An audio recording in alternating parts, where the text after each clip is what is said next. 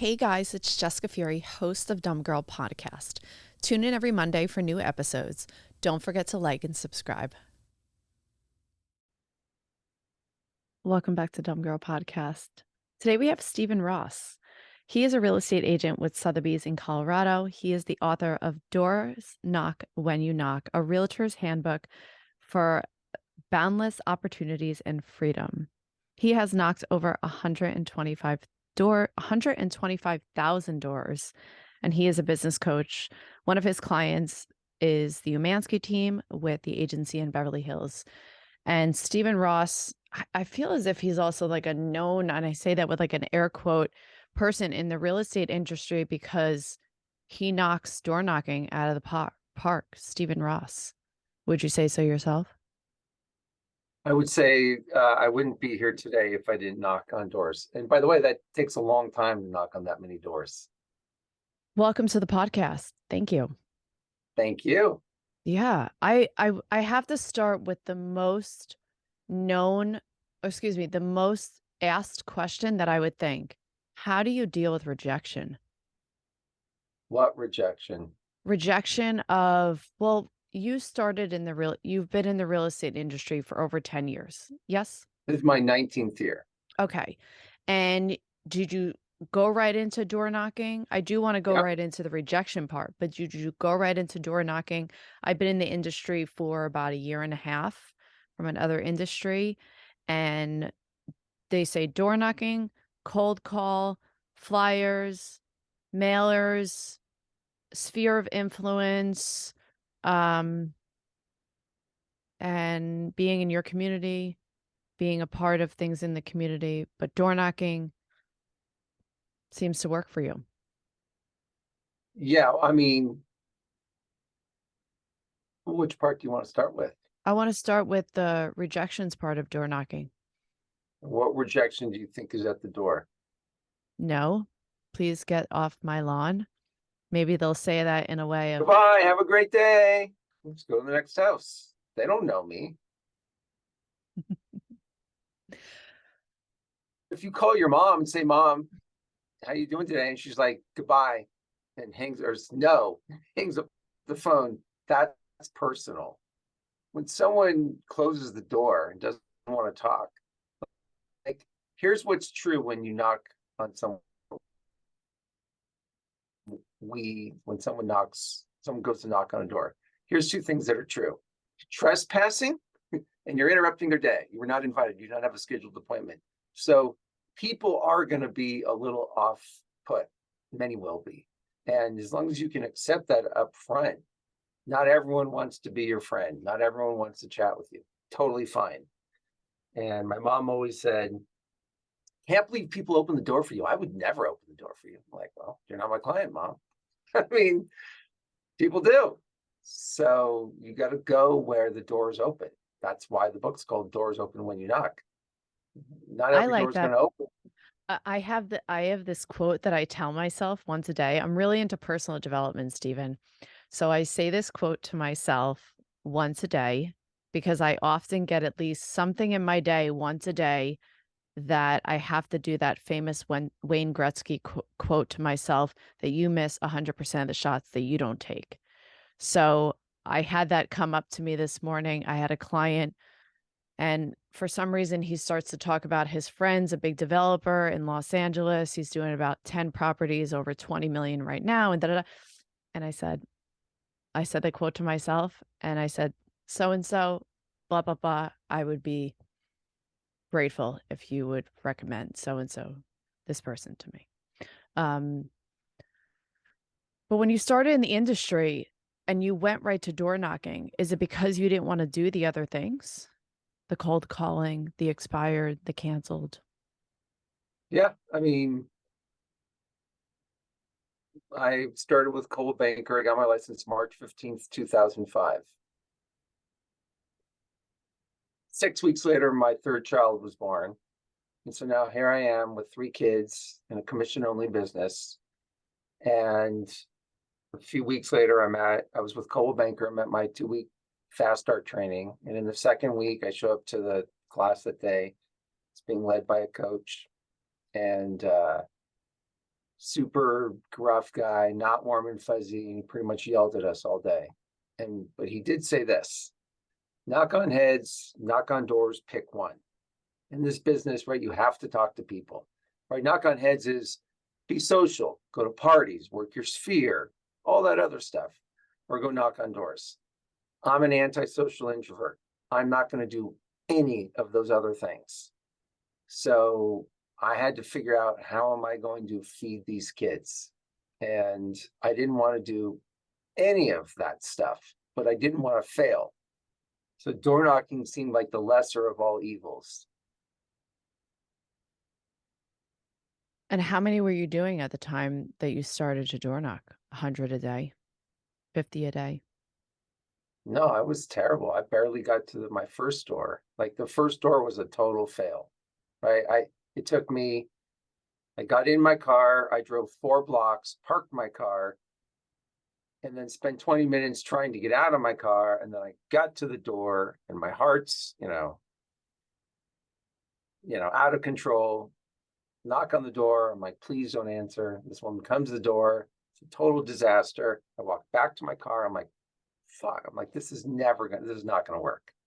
But I also said, this has to work because I'm not going to do anything else. So I've got to figure out a way to do this. And so that first 3 or 4 months I knocked on doors, all I did was do a community survey. Hi, I'm Steven. I might have said I'm a realtor. I'm doing a community survey. And then I talked to everyone in the neighborhood, and then I went back and gave the results to everyone. I didn't even talk about real estate. Just too afraid. Didn't want to do it. I didn't know how. I knocked on a bunch of doors, but I was lousy, and What do still you got say? business. What did you say? I just told you what I was doing. I was doing a community survey. And then I think the second year, I might have said I was a realtor, and I don't actually remember what I said the second year. By the third or fourth year, I kind of pretty much had a script that I followed up until maybe year 10, 11, and then I changed it again. But,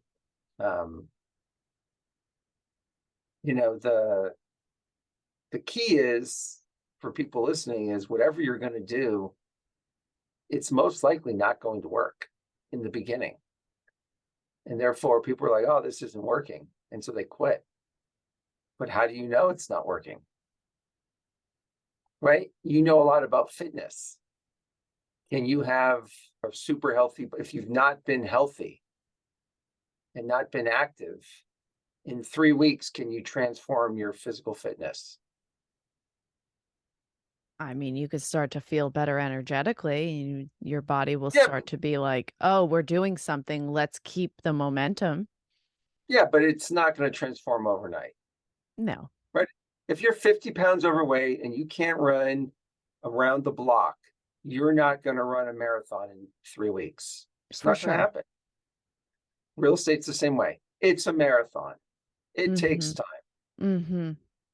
Yeah, no, I hear that all the time. And I sort of put that analogy, and I'm sure you've said this or heard this or obviously know it, is that you're running a marathon, not a sprint. You're training for a marathon, not a sprint.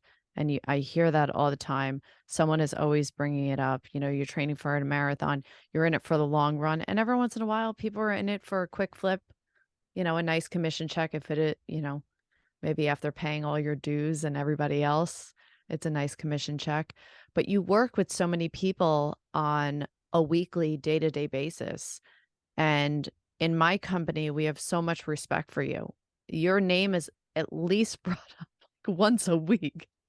I'm not even kidding. They're like, we need to get Stephen Ross back in here because he's just so good at door knocking. And how do you overcome the part where the internal thoughts start to get to you of, well, I'm not good enough to do this, or, well, you're getting so many no's that what happens is that, and I've seen this with sometimes with cold calling I've done for 5, 6 hours. I'm just like, geez, wow. I mean, like, I have another business that people call me. They want to work with me. I don't I have to fish for clients. And I'm like, where did you get my number? And now I'm doing a whole other business. And sometimes I'm like, wow, after 6 hours, I'm exhausted. My Yeah, body is physically exhausted. I have to get into the sunshine. But your mind starts to go into this place of like, well, I'm never going to be good at this business. And that's the thought that goes in through your mind. Now, how do you overcome that? Or how do you overcome telling, or excuse me, how do you coach your clients to overcome those thoughts, to almost defeat those thoughts that come to your mind? yeah. No, that's a good question. I mean, first off, 6 hours on the phones is too long. Like, that's a sprint, right? We were just talking about sprinting in the long run. You can't, that's unsustainable. So people talk about sprinting and you got to be in the business for the long haul, but that's not how people operate. People sprint all day long every day, and that's why they wash out, because it's unsustainable. So aside from that, putting that aside, but not to be forgotten, you've got to pick something that you're willing to commit to and get better at. Cold calling, the doors, working, for most people, it's working a sphere. So if you're in LA or wherever you're listening, wherever you are in your market, you have people that you know. You got to start there. Like, you can't do, when I moved to Colorado, I knew zero people in a business about connecting people and property. I knew nothing. I knew no people, and I didn't know anything about the market. And I started with the doors, and still my first couple of deals came from referrals, right? Someone in LA knew I was in Colorado, referred me someone. One of my kids' teachers referred me her son, right? So this is still a repeat and referral business. And at the doors, yes, you can absolutely find now business at the doors, but I was mostly building relationships. Did I pick up buyers? Like, I picked up my third year here in Colorado, I picked up a $2 million buyer when 2 million was still a lot of money. I mean, it's still a lot of money, but it's, that house is now 4 million, but from the door. So yes, you can do it. Sorry, but your question was, how do you overcome rejection or the negativity in your mind? And this is not just speaking to the time, what goes on at the time when you're doing this. This is as Yeah, a whole. I'm sure that yeah, there's 100 other people maybe listening, or 10 other people that they're like, yeah, I think that. yeah. Yeah, that comes to mind. Like, I don't want to do that because that's what comes up for me. Well, I mean, if we're talking about the doors specifically, then we'll just use the doors. Although people if they're not going to go door knocking, they're going to do something else. I think the metaphor applies. If we're going to do the doors, then here's the thing. It's not new. We don't have to decide whether does door knocking work or not. It works, right? It's been around, I don't know, 100 years or longer. I don't know. As long as people owned homes, there's probably been door knockers. It 100% works. So you don't have to have that conversation. Question is, are you willing to do the hard work of getting better at doing something that's uncomfortable? And the answer is, you're definitely capable, but are you willing to do it? And I was willing to do it because I knew there was no other way I was going to succeed. I just wasn't going to do any of the other things to be successful in this business. The side benefit, though, of knocking on doors is there's nothing else you can do that's going to make you a better agent than knocking on doors. Because when you don't know the market and you don't know people and you go start knocking, pretty soon, if you're paying attention, you know the market better than the people who've been here their whole life, which is what happened to me, right? I know the Denver market better than almost any other agent, and I'm not from here. And my wife, who is from here, this happened a few months ago, or maybe it was whenever it was. Maybe it was last summer. We're driving to a grad party. It was last summer, and she goes, man, I've been here my whole life. If you dropped me where I am and I didn't have GPS, I wouldn't know where I am. I've never been here. And I'm looking, I'm like, yeah, I have. It was some random part of town. I have, right? Because, right, I was out knocking and pick up people from all over town, and you hustle a little. And so if you're new and you don't have a lot of experience, what else are you going to do to get that experience?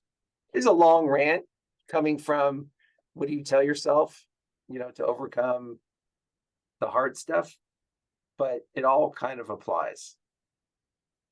I am an avid meditator, and I talk about it on a lot of my podcasts. I don't push it for people to do, but I know it works for me. But I've also been doing a lot of things through repetition for years, years and years and years and years and years. So when people ask me certain things, and I know that you probably would relate to this, is that the answer is very similar. It's very similar. I always take time. It's a non-negotiable. I always take time for myself in the morning, whatever that time that I have till I leave my day. And, it's a part of my daily routine that I overcome and have overcame a lot of those things, which allows me to show up confidently for those that are my clients to build trust. And going back to something that you just said right now, which is like, there's the new door knocker and then there's the experienced door knocker. And I want you to answer this in two parts. What is something that you did and you would say when you first got into the door knocking business, we'll say, aside from the community evaluations that you were Yeah. doing, as opposed to what you're doing now that's more experienced and more confidence is coming up? The difference is that I don't remember what I used to say because I haven't done it in so long I can't remember. The difference is having worked with Chris Voss and Steve Schul in terms of applying never split the difference and that methodology to real estate. Mhm. The beginning is I am never in a hurry. First off, I'm acknowledging that most people, one, I caught you off guard. Two, you're probably not moving. Three, you're probably not paying attention to real estate agents, and you're probably very busy. So I'm going to get all that handled in the beginning and get permission to talk for at least a minute. And if I don't get that permission, I feel like, no, get off my porch. Great. Have a great day. And I'm off to the next door. I didn't have that capacity in the beginning. I was just like a cold caller. I'm just blurting it all out and hoping they don't slam the door. And that hoping that I say something great or charismatic or funny keeps them engaged. And I don't do any of that anymore. And that's the first piece that's changed. And the second piece is when you've knocked, like after I knocked on my 100,000th door, my coach said to me, now do another 100. And I said, fuck you, I'm not doing another 100. And I'm like, but why? He's like, well, you sucked for the first 100. And I wouldn't say that I sucked for the entire 100, maybe the first 50. And then the next 50, I wasn't bad. But the last 25, I'm pretty good. Like, I'm pretty good. So it takes time. Other people could probably do it faster. And obviously I coach and train people not to do the stupid stuff I did. But either way, you've got to learn your way through it, right? You can't tell someone how to ride a bike. They have to experience it themselves. What's one stupid thing that somebody has done or that you have done? Oh, I've done a million things, like relying on a handout, like making the best handout to go to the door with, and then wasting 3 weeks or 2 days or a day, missing a day door knocking because the handout wasn't right. That's dumb because it doesn't matter what you have. One, you don't need anything with you. And You don't two, it bring doesn't flyers, sometimes mailers, cookies, mailers. I'm not a marketing expert, but I'm not a big fan of mailing people cookies. that I don't know. Definitely don't do that. I don't buy closing gifts. That's another thing. I have my, I, my clients take me out to dinner. And I say that facetiously. It's not that I've never taken clients out to dinner. Yeah. But my clients are so the job I do for them, they're like, we're taking you out to dinner. I'll It's a tell you what different paradigm. well, that's great. I'll tell you what I've been told, and I have clients that take me out to dinner too, so I like that. Yeah. This is what I've been told. And I'm sharing this as maybe also other people are also they've been told the same thing. Bring cookies or muffins. Bring we just sold, whether it's you or other people, 3 of the homes in this mile radius.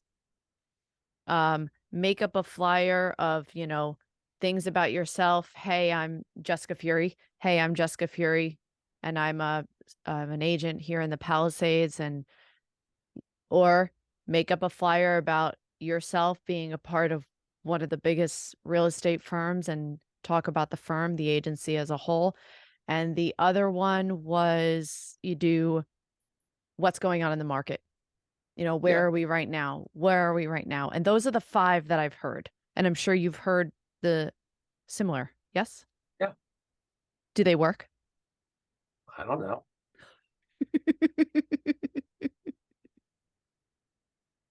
I'll tell you this. I don't need any of them to go to a door. Are you there for the conversation? You're able to make a connection to the other person? Yeah. That's all that matters. Doesn't matter what you bring. And I is mean, it it matters in the beginning when you don't know what you're doing.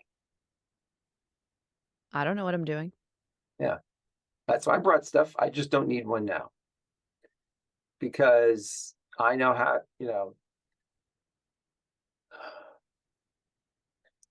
here's why I know I'll always have a job for now is AI can't replace yet human connection. And I'm really good at connecting to people. And I I'm agree with really you. good at giving an opportunity for people to be heard and having that experience. And so when I'm at the door and just when I'm with my people, that's their experience of being with me. And that is rare. And therefore, I have very strong relationships with my clients. I agree with you. I think there's something about the 5 senses: touch, see, taste, smell, hear. Yeah. All those. Those are I can't lose with them. I'm instinctually always go to those things.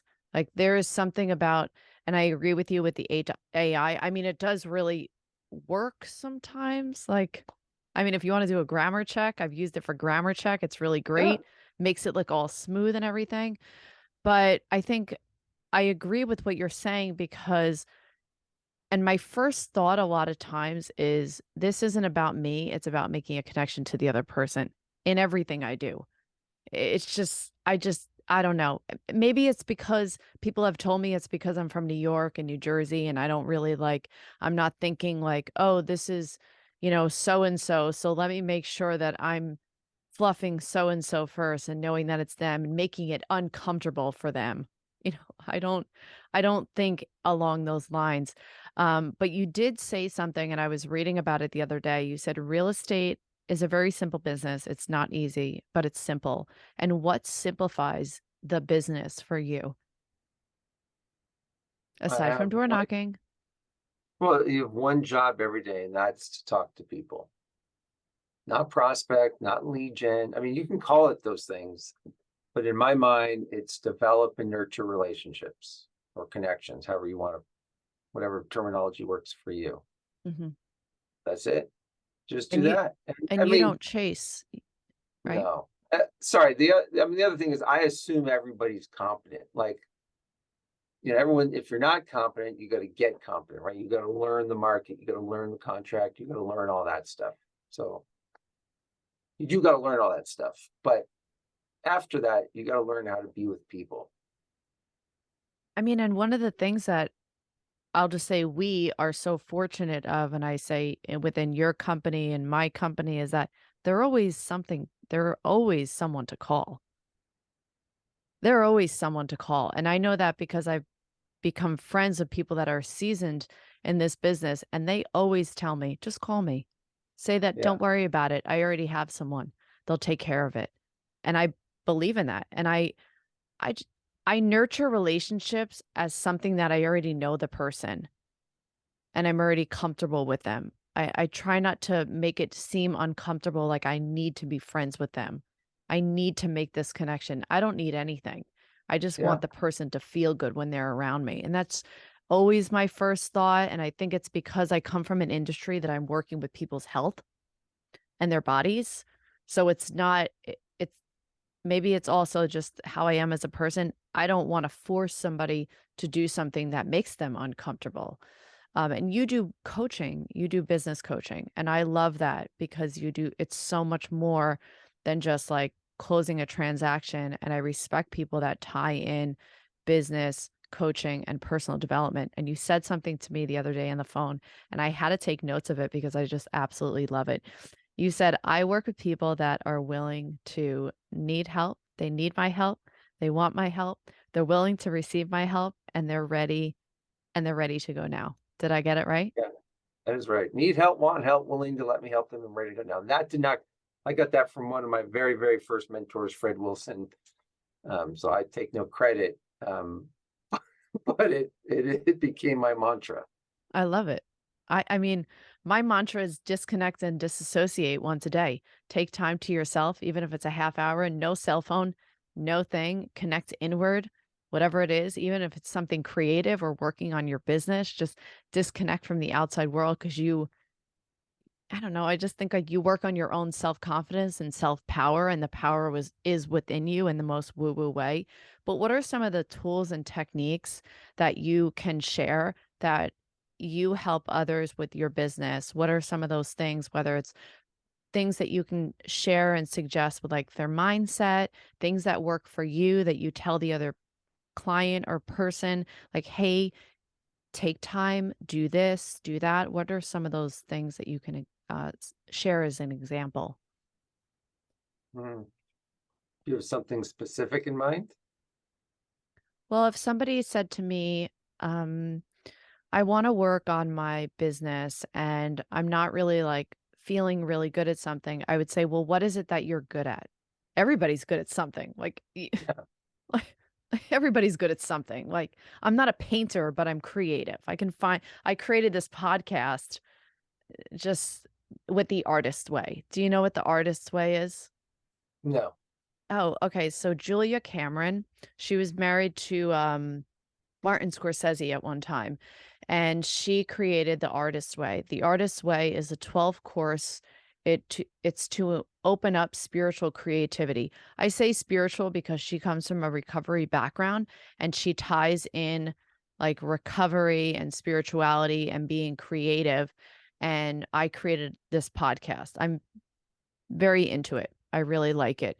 So I think just going back to what I was asking you is like when you're working with clients, are you telling them like, hey, like work with affirmations? Like a lot of coaches, they want their clients to do affirmations in the mirror, 2 minutes a day when you wake up in the morning. I am a top producing agent. I am a top producing real estate agent in Los Angeles. Say this for 2 minutes straight, first thing in the morning. So those are just examples that have been set by other business coaches or other people that have come onto the podcast and they're like, well, this is what my coach has me do. Or another coach has said, well, working out. Another business coach in the industry from other people have shared with me, oh, my coach is so and so, not saying any particular names on this episode.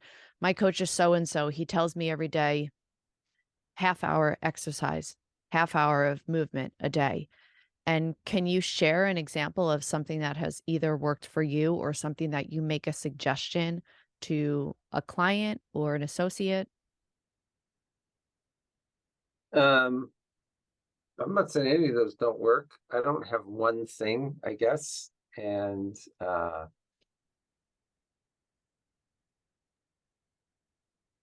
you know, one of the benefits of door knocking is you are exercising. Yay, I thought about that Just before. I was like, he must get a lot of just steps. just a heads up. I know. That's what I thought. The I think the thing I focus on, and I got this from my mentor, which is you can't make any difference for anyone if you aren't available and present. And so anything and everything that's distracting you from this moment is the stuff to deal with.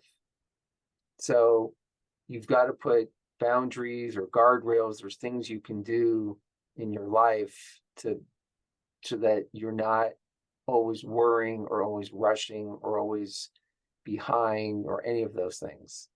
And it starts with creating a schedule. It starts with having a start and an end time to the day, not working 24/7. I have two phones, right? This is my work phone. When I'm not working, it's off and away. So I'm not thinking about work. I'm not doing work. I'm not seeing work. I'm off. But I still have my phone where my kids can call me, my wife can call me, my parents can, So there's a million little things, but it's from the idea of I've got to be available and rested and exercise and nutritioned to be effective. Richard Branson, he does something like that. He has like a specific amount of time that he takes in the morning, and I've been doing this, and I only share it because it really helps. So I don't touch my phone within the first hour. I don't touch it. I just don't. I have to like oil the tin man, basically just like get myself together. Um, because we can quickly in our minds, our mind can be so reactive to anything from social media, from a text message to an email. Your brain immediately goes into that place. So when you take that time, even if it's 30 minutes, you allow yourself, and I am only sharing from things that I've heard and things that work for me.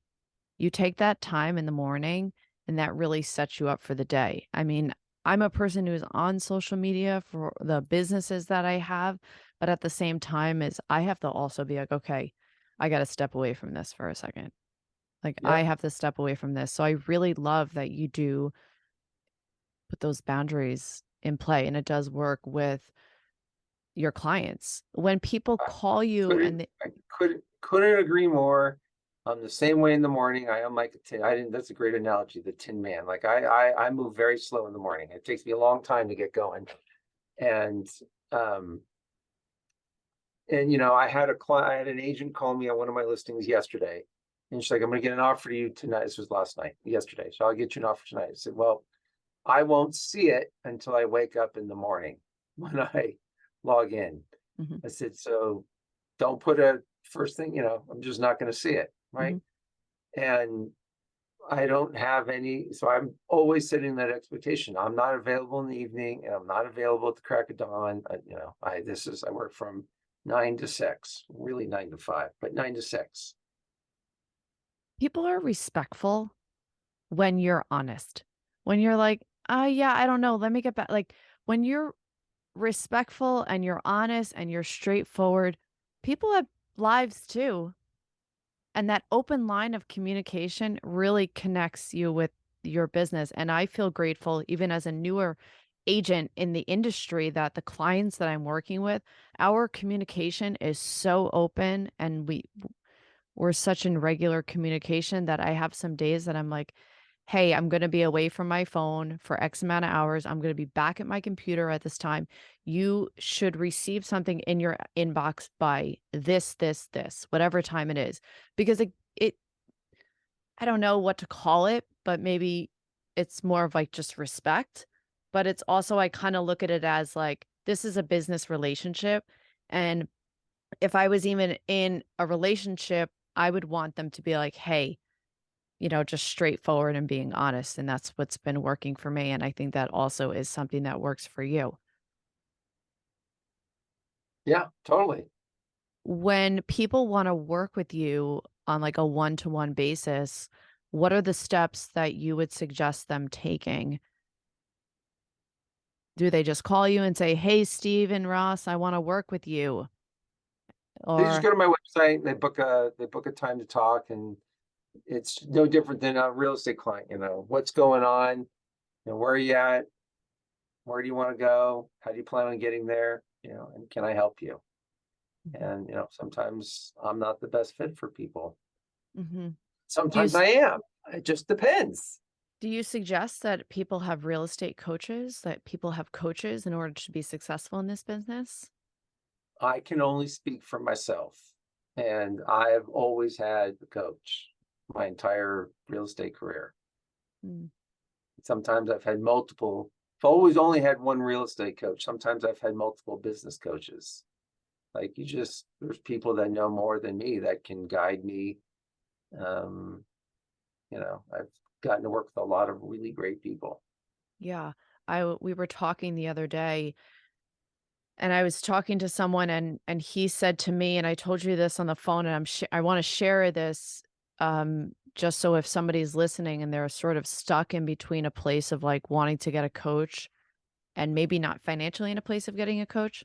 I went onto Google and I printed a calendar, an actual paper calendar, old school, and I put it a little bit bigger than the norm. And every day, Saturday through Sunday, every day is different because I have clients, and whatever it is that I'm doing on that day, there's a time.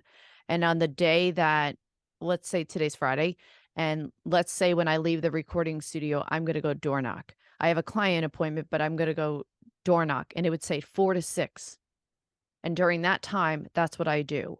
And someone suggested to me, okay, so that's what you're doing. Then you follow up the week after and do the door knocking again, same time, same day, same time, same day.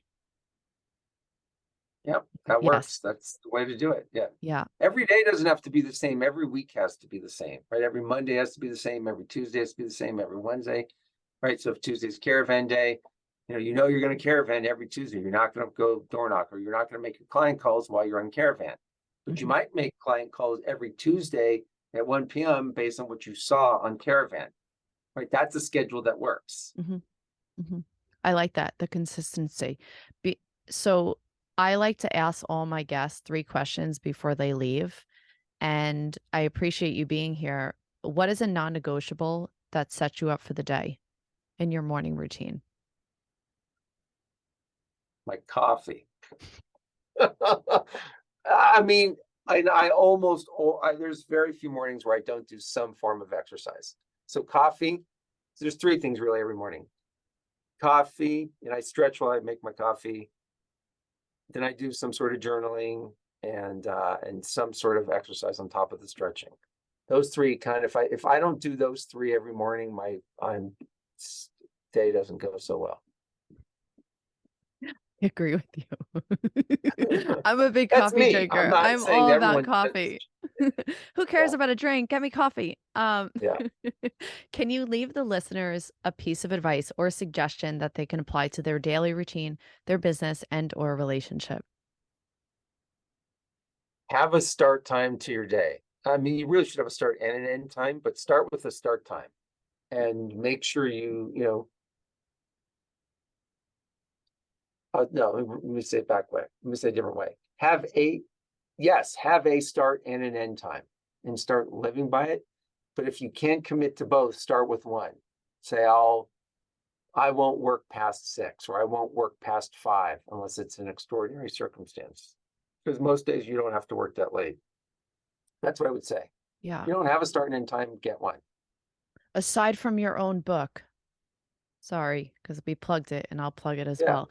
What is a book or a podcast that you would suggest for someone to read, or it has worked for you in your business?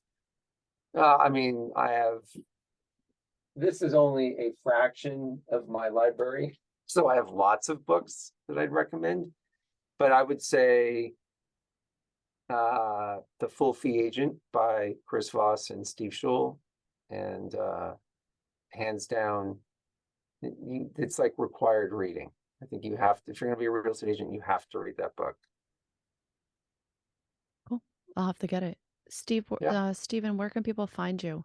I know that you're not really active on social media, which is an amazing Don't thing. find me on social, because just because it took me a few weeks to realize there was a message there. go to stephenross.co, stephenross.co, or stephentross.com. I know it's confusing, but stephenross.co will work. And you can book a call. And I'm still working on getting a YouTube channel. And I'm not very good at any of that stuff. I'm good at this. I'm good at doing my job, not good at promotion. Well, we're promoting you here. Thank you, Stephen, I so appreciate much. that. Yeah, of course. You guys can follow me at Jessica Furey Real Estate, at Dumb Girl Podcasts, and follow the YouTube channel. Thank you so much, Stephen. And I'll talk to you guys soon.